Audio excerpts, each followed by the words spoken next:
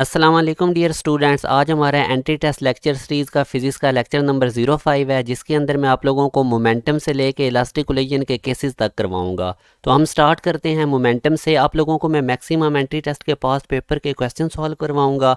मेरी हर बात MCQs होगी और एंड पे मैं आप लोगों को 16 क्वेश्चन दूंगा। वो बहुत ज़्यादा इंपॉर्टेंट होंगे और वो पास्ट पेपर में से होंगे। आप लोगों ने फुल कंसंट्रेशन के साथ उनको सॉल्व करना है। अब momentum basically quantity of motion होता है। मोमेंटम दो चीज़ों पे डिपेंड करता है, मास और वेलोसिटी पे।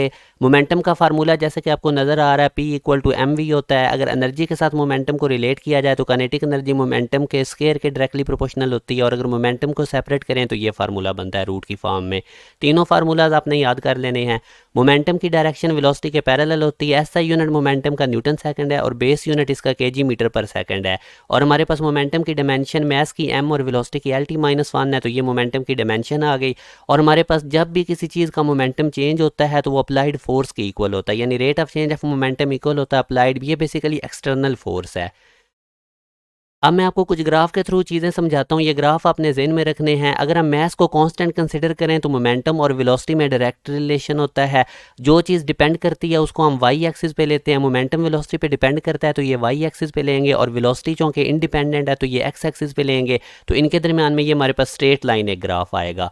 अगर मैं मोमेंटम और मास का रिलेशन देखना चाहूँ वेलोसिटी को कांस्टेंट कंसीडर करते हुए, तो ये इनका भी आपस में डायरेक्ट रिलेशन होता है। तो ये भी हमारे पास इसी तरह एक स्ट्रेट लाइन आएगी। अगर हम मोमेंटम को कांस्टेंट कंसीडर करें और ये देखें आप वेलोसिटी और मास में इन्वर्स रिलेशन होता है। अब अगर हम इनके दरमियान में ग्राफ बनाएंगे तो हमारे पास इस तरह से, जब भी दो चीज़ों के दरमियान इन्वर्स रिलेशन होता है तो इस तरह से ग्राफ बनता है। अब वेलोसिटी हमारे पास वाई एक्सिस पे है क्योंकि ये डिपेंड करती है मास पे।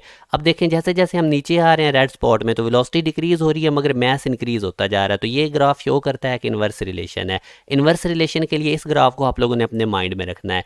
अब अगर हम काइनेटिक एनर्जी और मोमेंटम इनका ग्राफ बनाए तो हमें पता है काइनेटिक एनर्जी डायरेक्टली प्रोपोर्शनल होती है मोमेंटम के स्केयर के। ये रिलेशन आपने याद रखना है। तो उसी तरह अगर हम काइनेटिक एनर्जी को वाई एक्सिस पे ले लें और पी स्केयर को हम एक्स एक्सिस पे ले लें, क्योंकि काइनेटिक एनर्जी डिपेंड करती है मोमेंटम पे, तो हमारे पास ये एक स्ट्रेट लाइन आएगी। इसी तरह अब अगर मैं ग्राफ बनाता हूँ सिंपल काइनेटिक एनर्जी और मोमेंटम के दरमियान, तो ये एक्सपोनेंशियल ग्राफ आएगा। अब क्योंकि आप रिलेशन में अगर देखें मोमेंटम को अगर हम डबल करते हैं तो डबल का स्केयर काइनेटिक एनर्जी 4 टाइम बढ़ेगी। तो ये एक्सपोनेंशियल ग्राफ है। इसी वजह से ये देखें जैसे जैसे मोमेंटम बढ़ता जा रहा है काइनेटिक एनर्जी में अब्रप्टली इंक्रीज होता जा रहा है। तो काइनेटिक एनर्जी मोमेंटम के स्केयर के तो डायरेक्टली प्रोपोर्शनल थी, मगर अगर हम सिर्फ पी यानी मोमेंटम का और काइनेटिक एनर्जी का ग्राफ बनाएंगे तो वो इस तरह एक्सपोनेंशियल ग्राफ आएगा। अब मैं पास्ट पेपर के क्वेश्चन आपको बताता हूँ मोमेंटम में से। Rate of change of momentum freely falling object का किसके इक्वल होता है? अब हमें पता है rate of change of momentum force के इक्वल होता है। फ्रीली फॉलिंग ऑब्जेक्ट के ऊपर ग्रेविटी एक्ट कर रही है और वो वेट की इक्वल होती है, तो इसलिए इसका सी ऑप्शन आएगा। फोर्स 5 न्यूटन की एक्ट करती है 5 kg बॉडी पे 5 सेकंड के लिए, तो rate of change of momentum किसके इक्वल होगा? हमें पता है rate of change of momentum force के इक्वल होता है, तो कैलकुलेट करने की जरूरत नहीं है। Rate of change of momentum 5 Newton होगा, सी ऑप्शन। तीसरे में अगर हम देखें तो एक बॉडी अगर उसका मोमेंटम कांस्टेंट है तो कौन सी चीज़ मस्ट कांस्टेंट होनी चाहिए? तो हमें पता है मोमेंटम दो चीज़ों पे डिपेंड करता है, मास पे और वेलोसिटी पे, तो वेलोसिटी मस्ट बी कांस्टेंट होनी चाहिए। बी इसका सूटेबल आंसर है। नेक्स्ट क्वेश्चन में देखें 2 kg की एक बॉल है, वो 20 मीटर की हाइट से फॉल करती है। तो जब वो ग्राउंड पे स्ट्राइक करती है तो वहाँ पे हमने मोमेंटम कैलकुलेट करना है। अब देखें हमें उसकी ग्राउंड पे जब वो स्ट्राइक करेगी तो वेलोसिटी का नहीं पता, मास हमें पता है। तो सबसे पहले हम थर्ड इक्वेशन लगा के उसकी वेलोसिटी निकालेंगे ग्राउंड पे। जी और एच की वैल्यू हम प्लग इन करेंगे। वी आई तो जीरो है क्योंकि उसने रेस्ट से स्टार्ट किया, तो यहाँ से हम वी एफ निकाल लेंगे जो कि 20 मीटर पर सेकंड है। मास हमारे पास 2 kg था। मोमेंटम का फार्मूला लगाएंगे तो हमारे पास 14 न्यूटन सेकंड आंसर आ जाएगा, सी ऑप्शन। इसी तरह पांचवें क्वेश्चन में आप देखें कि एक मास है हमारे पास 1 kg का, वेलोसिटी वेक्टर फॉर्म में गिवन है, हमने मोमेंटम का मैग्नीट्यूड निकालना है। तो सबसे पहले आप लोगों ने इस वेलोसिटी की मैग्नीट्यूड निकाल लेनी है। वो किस तरह से निकलेगी? 3 का स्क्वायर 4 का स्क्वायर रूट में, तो हमारे पास ये वेलोसिटी है 5 मीटर पर सेकंड। मोमेंटम के फार्मूला में इसको मास से मल्टीप्लाई कर दें वेलोसिटी को, तो 5 न्यूटन सेकंड हमारे पास मोमेंटम का अल्फा ऑप्शन आ गया। तो ये सारे पॉसिबल क्वेश्चन जो एमडी कैट में आए हुए हैं पास्ट पेपर में से मोमेंटम में से। अब देखें आपको डिस्प्लेसमेंट टाइम ग्राफ गिवन है और आप लोगों से पूछा जा रहा है मोमेंटम, या हमें पता है मोमेंटम क्या होता है, मास इनटू वेलोसिटी, मगर यहाँ पे अब हमें डिस्प्लेसमेंट टाइम ग्राफ गिवन है तो इसकी जब हम स्लोप निकालेंगे तो वो वेलोसिटी की इक्वल होती है। ये मैं आप लोगों को ग्राफ डिटेल में बताऊंगा। मेरा ये जो प्रोजेक्टाइल मोशन के बाद वाला जो लेक्चर है वो ग्राफ के ऊपर होगा। तो अब देखें ये डिस्प्लेसमेंट है, ये टाइम है, ये ग्राफ है स्ट्रेट लाइन। ये एंगल जितना बना रही हो, अगर हम उस एंगल का टेंजेंट थीटा ले लें, tan ले लें, तो वो जो आंसर आएगा वो स्लोप आता है डिस्प्लेसमेंट टाइम ग्राफ का, और यही स्लोप वेलोसिटी होता है। तो अब देखें मैथ्स हमें कितना गिवन था 10, और slope of D T graph की जगह हम क्या लिख देंगे, एंगल का tan, तो ये tan 45 1 होता है, 10 से मल्टीप्लाई होकर 10 न्यूटन सेकंड हमारे पास मोमेंटम आ गया। वेरी इंपॉर्टेंट क्वेश्चन है, इसको आप लोगों ने अगेन एक दफ़ा देख लेना है, बीटा आंसर था इसका। अब नेक्स्ट वाले क्वेश्चन में वो कहता है कि एक मैस m है वो कोलाइड करता है एक वॉल के साथ, और v वेलोसिटी से अगर कोलाइड कर रहा है तो इसी वेलोसिटी से रीट्रेस का मतलब होता है, अपने पाथ को रीट्रेस करने का मतलब है कि इसी वेलोसिटी से बैकवर्ड डायरेक्शन में मूव कर जाता है। तो वो कहता है कि बॉल जब वॉल की तरफ जा रही होती है तो वो वेलोसिटी आपने पॉजिटिव लेनी है। तो ये इसका सोल्यूशन आप देखें, ये हमारे पास वॉल है, ये बॉल है, और ये इनिशियल वेलोसिटी v के साथ जा रहा है वॉल की तरफ, और इसी वेलोसिटी से ये रीट्रेस हो जाएगा, इसी वेलोसिटी से वापस जाएगा। वेलोसिटी एक वेक्टर है, अगर हमने ये पॉजिटिव लिया वॉल की तरफ जाने वाली वेलोसिटी तो ये ऑटोमेटिकली नेगेटिव होगी। अब मोमेंटम क्या होता है, mass into change in velocity. Mass तो ज़ाहिर है बॉल का फिक्स है, चेंज इन वेलोसिटी हम कैसे निकालते हैं, फाइनल माइनस इनिशियल। फाइनल कितनी आई थी -v, इसमें से माइनस कर देंगे इनिशियल को, तो ये मैं वैल्यूज़ प्लग इन करूंगा तो मेरे पास आंसर टोटल मोमेंटम का आ जाएगा -2 mv, और बीटा ऑप्शन ठीक है। अगर वो मुझसे मोमेंटम का मैग्नीट्यूड पूछता तो इसका अल्फा आंसर ठीक होना था 2 mv। तो केयरफुल रहना है आपने क्वेश्चन में वो क्या पूछ रहा है। Law of conservation of momentum very important. Isolated system का टोटल लीनियर मोमेंटम कांस्टेंट रहता है। अब आइसोलेटेड सिस्टम क्या है, हर वो सिस्टम जिसके ऊपर नेट एक्सटर्नल फोर्स जीरो हो, बेशक उस पर फोर्सेज लग रही हो मगर उनका रिजल्टेंट जीरो होना चाहिए। एक्सटर्नल फोर्स जीरो हो, ऐसे सिस्टम को हम कहते हैं आइसोलेटेड सिस्टम, बेशक उसके इंटरनल पार्टिकल्स आपस में फोर्सेज लगा रहे हो, क्योंकि किसी भी सिस्टम में जो इंटरनल फोर्सेज पार्टिकल्स लगा रहे होते हैं वो एक दूसरे को बैलेंस कर देती हैं। अगर फर्ज करें लेफ्ट साइड से फोर्स लग रही है तो उतनी ही उसके equal and opposite direction right side से फोर्स लगेगी और वो कैंसिल आउट कर देंगी। तो अब देखिए अगर नेट एक्सटर्नल फोर्स जीरो है तो उस वजह से उस सिस्टम का एक्सेलरेशन जीरो होगा, और जब एक्सेलरेशन जीरो होगा तो डेफिनेटली उसकी वेलोसिटी सिस्टम की चेंज नहीं होगी। और मोमेंटम क्या होता है, मैस इनटू वेलोसिटी, मैस तो ऑलरेडी फिक्स था तो वेलोसिटी भी फिक्स हुई, तो यूं मोमेंटम कांस्टेंट रहेगा। या इस चीज़ को आप ऐसे समझ लें, फोर्स हमारे पास rate of change of momentum equal होता है एक्सटर्नल फोर्स के। अब अगर एक्सटर्नल फोर्स जीरो है तो ये डेल्टा टी उधर जाके तो चेंज इन मोमेंटम जीरो के इक्वल आ गया, मतलब कि मोमेंटम कांस्टेंट है। अब मैं आप लोगों को दो बॉडीज से, ऐसा सिस्टम जो दो बॉडीज पे मुश्तमिल है m1 और m2 पे, और ये v1 और v2 वेलोसिटी से सीधी लाइन में जा रहे हैं, तो अब अगर आप देखें कि इनका बिफोर कुलैयन मोमेंटम कितना था, m1 v1 plus m2 v2, जब ये आपस में स्ट्राइक करेंगे तो इनकी वेलोसिटीज चेंज हो जाएंगी।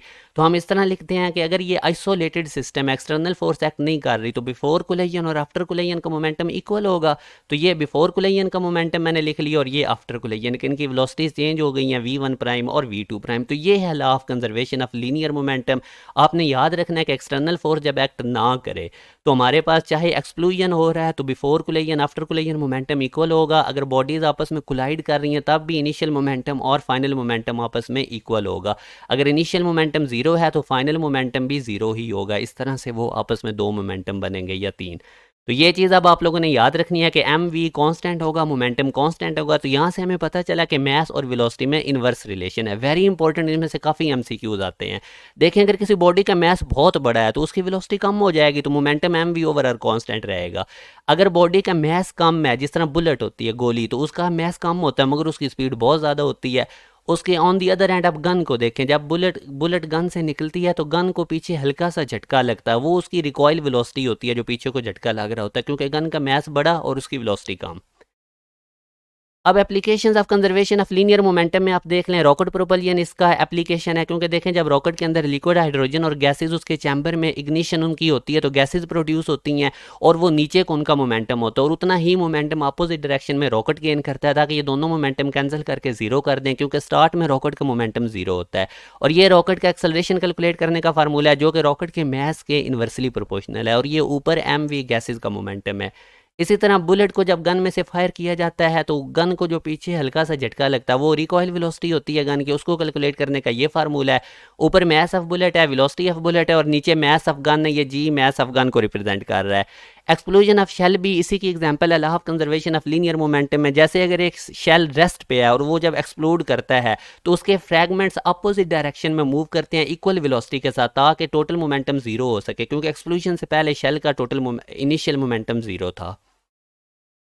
अब इसमें से पास पेपर के एमसीक्यूज हम डिस्कस करते हैं कि जो law of conservation of linear momentum में से जिस तरह के आ रहे हैं। एक बॉम्ब है वो रेस्ट पे था, मतलब इनिशियल मोमेंटम जीरो, सडनली वो डिसइंटीग्रेट होता है, उसकी एक्सप्लोजन होती है तो दो पीसेस बनते हैं इक्वल मैसेज के। अब वो फ्रैगमेंट डेफिनेटली अपोजिट डायरेक्शन में मूव करेंगे इक्वल वेलोसिटीज के साथ, तभी उनका फाइनल मोमेंटम भी जीरो होगा, क्योंकि मैंने आपको अभी बताया था कि इनिशियल मोमेंटम फाइनल मोमेंटम के इक्वल होना चाहिए, यही law of conservation of linear momentum है। तो ये देखें इनिशियल मोमेंटम जीरो था, अगर एक फ्रैगमेंट एम वी मोमेंटम से एक डायरेक्शन में जा रहा है तो दूसरा माइनस एम वी मोमेंटम से जाएगा, तो दोनों का इनिशियल फाइनल मोमेंटम जीरो हो जाएगा। ये एक पीस है, ये दूसरा है, तो ये इस तरह अपोजिट डायरेक्शन में जा रहे हैं, तो इनकी वेलोसिटी जो वेक्टर क्वांटिटी है अपोजिट डायरेक्शन है, तो ओवरऑल मोमेंटम क्या हो जाएगा, जीरो फाइनल। तो ये इसका आंसर है। अब ये आप लोगों का एक न्यूमेरिकल नंबर 4 है, ये भी पास्ट पेपर एमसीक्यूज में है। एक स्प्रिंग है वो कंप्रेस फॉर्म में है और इसके दोनों एंड पे दो मैसेज हैं। अब जैसे ही हम इस स्प्रिंग को रिलीज करेंगे तो M1 इधर पॉजिटिव एक्स डायरेक्शन में मूव कर जाएगा और M2 इधर नेगेटिव एक्स डायरेक्शन में मूव करेगा।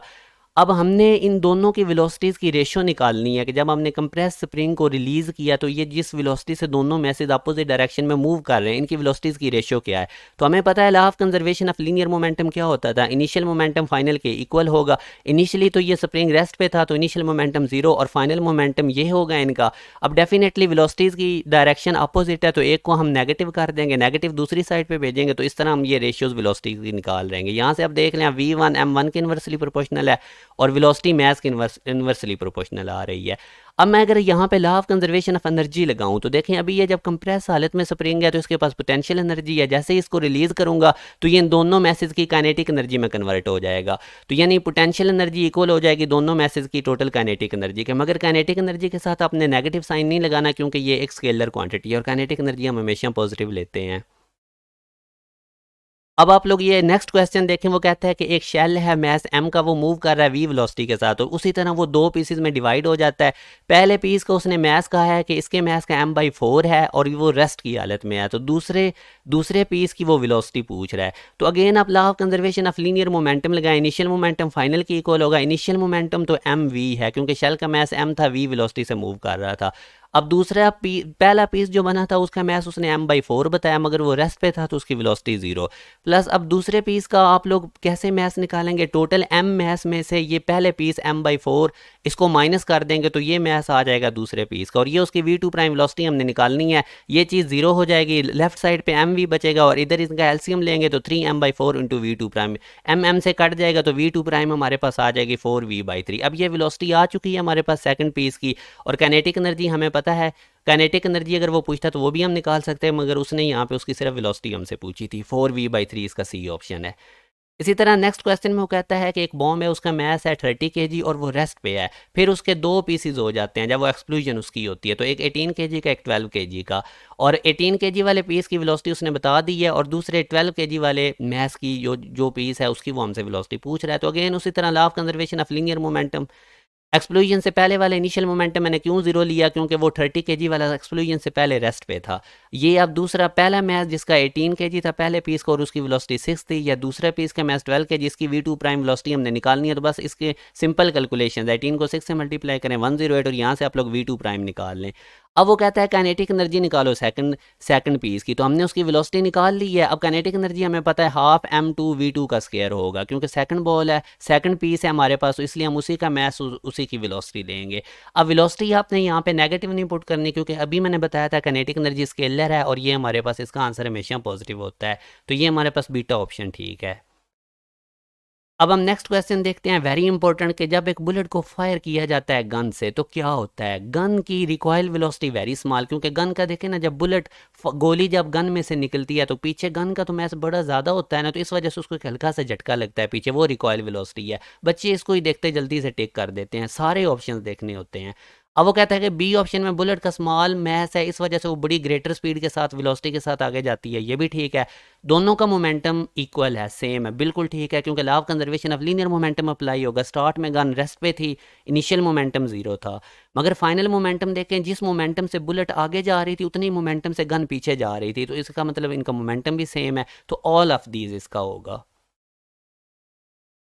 अब नेक्स्ट हमारे पास आ जाता है elastic and in elastic collision. Elastic collision और इन इलास्टिक में याद रखें कोलिजन जिस तरह का भी हो उसमें मोमेंटम और टोटल एनर्जी सेम रहती है, चाहे वो इलास्टिक है चाहे इन इलास्टिक है। इलास्टिक कोलिजन में काइनेटिक एनर्जी भी सेम रहती है, यानी change in kinetic energy zero होती है, जबकि इन इलास्टिक कोलिजन में काइनेटिक एनर्जी सेम नहीं रहती, वो काइनेटिक एनर्जी साउंड और हीट में कन्वर्ट हो जाती है जब कोलिजन होता है, जबकि इलास्टिक कोलिजन में कोई साउंड हीट प्रोड्यूस नहीं होती। आइडियल कोलिजन या perfectly elastic collision ideal gas के मॉलिक्यूल्स के दरमियान में होता है, और जो रियल कोलिजन होते हैं ज़्यादातर जो कोलिजन जिस तरह हमारा वास्ता पड़ता है वो इन इलास्टिक ही होते हैं, यानी उनमें सिर्फ काइनेटिक एनर्जी चेंज होती है, बाकी टोटल एनर्जी और मोमेंटम सेम रहता है चाहे जिस तरह का भी कोलिजन है। अब आप लोगों ने इंपॉर्टेंट नोट याद रखने हैं कि इंडिविजुअल मोमेंटम किसी भी ऑब्जेक्ट का चेंज हो सकता है मगर कोलिजन के वक्त, मगर ओवरऑल पूरे सिस्टम का जो मोमेंटम है जो वो हमेशा कंजर्व रहेगा। दूसरा, मोमेंटम और टोटल एनर्जी हर तरह के कोलिजन में सेम रहती है, अभी मैंने कहा था, और law of conservation of momentum और law of conservation of energy ये हर तरह के कोलिजन पे एप्लीकेबल होता है, क्योंकि मोमेंटम भी सेम रहता है और एनर्जी भी सेम रहती है, बिफोर कोलिजन या बिफोर एक्सप्लोजन और आफ्टर कोलिजन और आफ्टर एक्सप्लोजन। अब पास पेपर के एमसीक्यूज हम इनमें से करते हैं। दो सैटेलाइट्स हैं स्पेस के अंदर, वो इन इलास्टिकली आपस में स्ट्राइक करते हैं, तो काइनेटिक एनर्जी और मोमेंटम के साथ क्या होता है देखें। इन इलास्टिक कोलिजन है, काइनेटिक एनर्जी रिड्यूस हो जाएगी और मोमेंटम जो है वो कंजर्व रहेगा, क्योंकि मैंने कहा था हर तरह के कोलिजन में मोमेंटम सेम रहता है, तो सी इसका बेस्ट ऑप्शन है। अब आगे देखें, दो ऑब्जेक्ट्स हैं उनके अंदर इन इलास्टिक कोलिजन होता है, तो क्या हो सकता है। ए ऑप्शन तो नहीं हो सकता, ज़रूरी नहीं कि इन इलास्टिक कोलिजन में दोनों ऑब्जेक्ट्स रेस्ट पे आ जाएं after collision. Momentum of the system does not change, ये ठीक है, क्योंकि मोमेंटम सिस्टम का चेंज नहीं होता जिस तरह का भी कोलिजन हो। Momentum of the object does not change, ये गलत है, क्योंकि इंडिविजुअल ऑब्जेक्ट का मोमेंटम चेंज हो सकता है, ओवरऑल सिस्टम का नहीं होता। Law of conservation of energy is violated, ये भी गलत है, अभी मैंने कहा था टोटल एनर्जी हर तरह के कोलिजन में सेम रहती है, तो law of conservation of energy applicable होगा, तो इसका बीटा ऑप्शन बेस्ट है। Elastic collision in one dimension, अब हम इसको स्टडी करते हैं। Elastic collision in one dimension का मतलब है एक ही लाइन में बॉडीज जा रही होंगी, जैसे ये दो मैसेज, और आपस में स्ट्राइक करेंगे और इनका कोलिजन किस तरह का होगा, इलास्टिक। अब याद रखें इलास्टिक कोलिजन की ये दो कंडीशंस हैं, नॉन रोटेटिंग बॉल्स होनी चाहिए और स्मूथ। नॉन रोटेटिंग इस वजह से होनी चाहिए कि उनके अंदर रोटेशनल काइनेटिक एनर्जी के फैक्टर्स ना आए, और स्मूथ इस वजह से कि लॉसेज ऑफ एनर्जी ना हो, क्योंकि इलास्टिक कोलिजन है, काइनेटिक एनर्जी ने कंजर्व रहना है। Law of conservation of momentum अब एप्लीकेबल होगा, ये देखें बिफोर कोलिजन इनका मोमेंटम कितना था, m1v1 प्लस m2v2, फिर इनके ऊपर कोलिजन हुआ और फाइनल इनका मोमेंटम हो जाएगा m1v1 प्राइम और m2v2 प्राइम, तो इनिशियल और फाइनल मोमेंटम इक्वल होंगे। याद रखें ये इनकी मोशन एक ही डिमेंशन में, स्ट्रेट लाइन में, सिर्फ आपको ये डायग्राम में ये नीचे नज़र आ रही हैं। और law of conservation of kinetic energy भी एप्लीकेबल होगा, before collision total kinetic energy equal होगी, after collision total kinetic energy की, ये नज़र भी आ रहा है। जब इन दोनों इक्वेशंस को हम डिवाइड करेंगे तो हमारे पास ये रिजल्ट आता है, इसको बेटा अब आप लोगों ने समझना है। v1 है पहले बॉल की वेलोसिटी, v2 है दूसरे बॉल की वेलोसिटी। अब जाहिर है v1 वेलोसिटी v2 से बड़ी थी, तभी इसने जाके हिट किया दूसरे बॉल को, और दोनों सेम डायरेक्शन में जा रही थी, तो हम रिलेटिव वेलोसिटी कैसे निकालते हैं जब दो बॉडी सेम डायरेक्शन में जा रही हो, हम एक बड़ी वेलोसिटी में से छोटी वाली माइनस कर देते हैं, तो ये v1 minus v2 relative velocity है फर्स्ट बॉल की एज कंपेयर टू सेकंड। उसके बाद आप v2 prime minus v1 prime, इसको समझें। जैसे ही ये पहले वाला बॉल दूसरे वाले बॉल रेड वाले को टक्कर मारेगा, तो इस रेड वाले दूसरे बॉल की वेलोसिटी ज़्यादा हो जाएगी। अब टकराने के बाद भी ये दोनों देखें सेम डायरेक्शन में जा रहे हैं, तो रिलेटिव वेलोसिटी कैसे निकालते हैं, हम बड़ी वेलोसिटी में से छोटी माइनस कर देते हैं, क्योंकि ये सेम डायरेक्शन में जा रहे हैं, तो इसलिए हमने v2 प्राइम माइनस v1 किया, तो इनकी रिलेटिव वेलोसिटीज़ आपस में इक्वल हैं। अब मैं काम करता हूँ, v2 prime minus v1 prime में से माइनस कॉमन ले लेता हूँ, तो ये चीज़ चेक करें, v1 माइनस v2 को हम कहते हैं स्पीड ऑफ अप्रोच, और v1 prime minus v2 prime को हम कहते हैं स्पीड ऑफ सेपरेशन, और ये दोनों आपस में इक्वल हैं। ये नेगेटिव साइन सेपरेशन की वजह से आया है। जिस स्पीड से दो बॉल्स आपस में अप्रोच करती हैं, टकराने के बाद उसी स्पीड से सेपरेट हो जाती हैं, ये कंडीशन है इलास्टिक कोलिजन की। अगर दो बॉल्स आपस में टकरा के चिपक गई हैं, स्टिक कर गई हैं, नहीं वापस हुई, तो इसका मतलब वो परफेक्टली इन इलास्टिक कोलिजन है। उसके बाद अब elastic collision in one dimension के अंदर आप लोगों ने एक और चीज़ याद रखनी है कि जब दो बॉल्स में कोलिजन हो गया, तो आफ्टर कोलिजन पहले बॉल की वेलोसिटी इस तरह से कैलकुलेट करनी है और दूसरे बॉल की इस तरह। ये दोनों फार्मूलाज वेरी इंपॉर्टेंट है, आप लोगों ने इनको याद रखना है। देखिए मैंने आप लोगों की आसानी की खातर ये देखें, रेड कलर को देखें, ऊपर भी v1 इधर भी v2 और नीचे m1 plus m2, same v2 prime के फार्मूला में भी ऊपर v1 v2 और नीचे m1 प्लस m2, तो ये आफ्टर कोलिजन इलास्टिक कोलिजन के अंदर वेलोसिटीज कैलकुलेट करने का फार्मूला है। अब आप लोग ये पास पेपर का एक क्वेश्चन देखें, दो स्फेयर हैं, दोनों का सेम मैस है, सेम वेलोसिटी से एक दूसरे की तरफ मूव कर रहे हैं। तो जैसे ही इलास्टिक कोलिजन इनके दरमियान में होगा तो क्या होगा, क्या स्फेयर आपस में स्टिक कर जाएंगे? बिल्कुल भी नहीं जुड़ेंगे, क्योंकि हमें पता है speed of approach speed of separation की इक्वल होती है। Total kinetic energy before impact zero होगा। बीटा ऑप्शन भी गलत है, क्योंकि देखें ना, इसकी kinetic energy half M V square है, दूसरे स्फेयर की भी हाफ एम वी स्क्वायर है, तो टोटल काइनेटिक एनर्जी इनकी एम वी स्क्वायर हो जाएगी। हमने पढ़ा था इलास्टिक कोलिजन में काइनेटिक एनर्जी सेम रहती है, बिफोर इम्पैक्ट और after impact M V square ही रहेगी, जबकि total momentum before impact is 2 mv। ये गलत है, क्योंकि देखें ये एम वी मोमेंटम से इधर मूव कर रहा है लेफ्ट साइड पे, और ये एम वी मोमेंटम से लेफ्ट साइड पे जा रहा है, ये राइट साइड पे, तो मोमेंटम वेक्टर क्वांटिटी है, ये अपोजिट डायरेक्शन में मोमेंटम टोटल जीरो हो जाएगा। तो इसका बेस्ट ऑप्शन सी है। उसके बाद अब ये नेक्स्ट वाला क्वेश्चन देखें कि दो स्मूथ और नॉन रोटेटिंग बॉल्स हैं, वो स्ट्रेट लाइन में जा रही हैं और वो स्टिक टुगेदर कर जाती हैं, तो क्या होगा? अब जब दो बॉल्स आपस में टकराने के बाद स्टिक हो जाएं, जुड़ जाएं, तो वो परफेक्टली इन इलास्टिक है, क्योंकि इलास्टिक कोलिजन की क्या हमने कंडीशन पढ़ी है कि velocity of approach velocity of separation की इक्वल होनी चाहिए। दो बॉल हैं, दोनों के मैसेज गिवन है, दोनों के इनिशियल वेलोसिटीज गिवन है। इलास्टिक कोलिजन होता है एक 4 kg वाली मैस की वो आफ्टर कोलिजन वेलोसिटी पूछ रहा है, यानी v1 प्राइम पूछ रहा है। तो वो फार्मूला आपको पता है, v1 प्राइम का फार्मूला लेके आफ्टर कोलिजन किस तरह वेलोसिटी निकालते हैं, वैल्यूज प्लग इन करें, 16 आंसर आएगा सी वाला। उसके बाद नेक्स्ट क्वेश्चन देखें, वो कहता है इलास्टिक कोलिजन के अंदर 100% एनर्जी कब ट्रांसफर होती है? जब दोनों मैसेज आपस में इक्वल होंगे। तो ये अभी मैं आपको क्लियर और भी कर दूंगा, अभी केसेस हम पढ़ेंगे। तो अब ये स्पेशल केसेस हैं कुछ इलास्टिक कोलिजन के, इनको अब अपने बड़े ध्यान से समझना, बहुत आसान है। ये दोनों फार्मूलाज हैं, आफ्टर कोलिजन इलास्टिक कोलिजन जब दो बॉडीज में होगा तो उनकी फाइनल वेलोसिटीज इस तरह से कैलकुलेट करते हैं।